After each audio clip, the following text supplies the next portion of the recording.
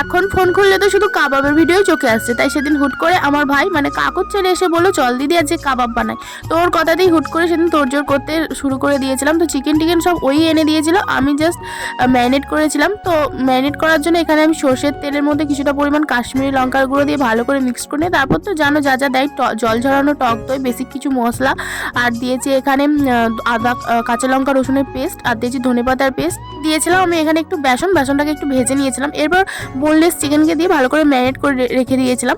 আর আমাদের যেহেতু এটা হুট করেই প্ল্যান হয়েছে তাই বেশিক্ষণ ম্যারিনেট করে রাখার সময় পাইনি। তোমরা চাইলে একটু বেশিক্ষণ ধরে ম্যারিনেট করে রাখো, মিনিমাম 1 থেকে 1.5 ঘন্টা। তারপর আমাদের যেহেতু উনুন আছে তাই জন্য আর বেশি কিছু চিন্তা করতে হয়নি। তো উনুনের মধ্যেই কাবাবটা বানিয়েছিলাম। সেদিন কিন্তু ভালোই মানে সবাই মজা করে কাবাব বানিয়েছিলাম আর খেয়েছিলাম, খেতেও কিন্তু খুব ভালো হয়েছিল।